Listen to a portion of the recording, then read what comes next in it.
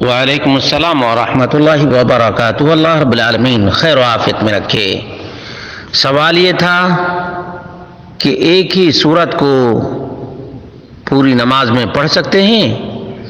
اس کا جواب یہ ہے کہ یہ بالکل جائز اور درست ہے۔ چنانچہ سنن ابو داؤد کی حدیث نمبر 816 ہے، جس میں ہے کہ نبی کریم صلی اللہ علیہ وسلم کو ایک آدمی نے صبح کی نماز میں اذا زلزلت الارض دونوں رکعتوں میں پڑھتے ہوئے سنا۔ سمع النبی صلی اللہ علیہ وسلم یقرأ فی الصبح اذا زلزلت الارض فی الرکعتین کلتیہما۔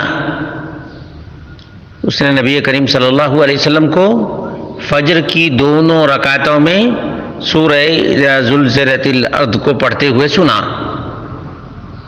آدمی کا کہنا فلا ادری انسی رسول اللہ صلی اللہ علیہ وسلم ام قرأ ذلك عمدا۔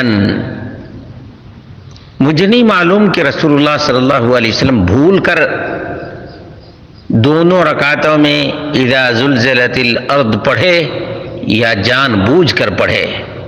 شیخ ناصر الدین الالبانی نے اس روایت کو حسن قرار دیا ہے، اور شیخ ناصر الدین الالبانی اپنی کتاب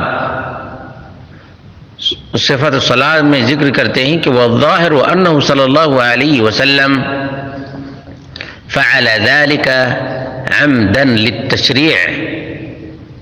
ظاہر ہوتا ہے کہ رسول مکرم صلی اللہ علیہ وسلم نے ایک ہی سورت کو فجر کی دونوں رکعتوں میں پڑھ کر لوگوں کو ایسا کرنے کی اجازت دی ہے۔ اسی طرح سے صحیح بخاری کی حدیث نمبر 7375 ہے، مسلم کی 813 نمبر کی روایت ہے، عن عائشہ رضی اللہ عنہا ان رسول اللہ صلی اللہ علیہ وسلم بعث رجلا على سریة وكان يقرأ لأصحابه في صلاتهم فيختم بقل هو الله أحد، کہ نبی کریم صلی اللہ علیہ وسلم نے ایک آدمی کو سریہ کا امیر بنا کر بھیجا، تو وہ اپنے ساتھیوں کی امامت کیا کرتے تھے، اور وہ جب بھی آخری رکعت میں ہوتے تو قل هو اللہ احد پڑھا کرتے، یا ہر رکعت میں قل هو اللہ احد پڑھا کرتے تھے۔ ہر رکعت میں قل هو اللہ احد پڑھا کرتے تھے۔ اس سے بھی معلوم ہوا کہ ایک ہی سورت کو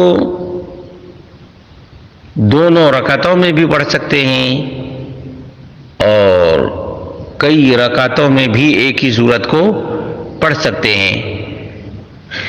ابن العربی نے احکام القرآن جلد نمبر 4 صفحہ نمبر 468 پہ لکھا ہے فَكَانَ هَذَا دَلِيلًا عَلَىٰ أَنَّهُ يَجُوزُ تَكْرَارُ سُورَةٍ فِي كُلِّ رَكْعَةٍ۔ یہ اس بات کی دلیل ہے کہ ایک ہی سورت کو ہر رکعت میں پڑھے، ایک ہی سورت کو ہر رکعت میں پڑھنا بھی درست اور جائز ہے۔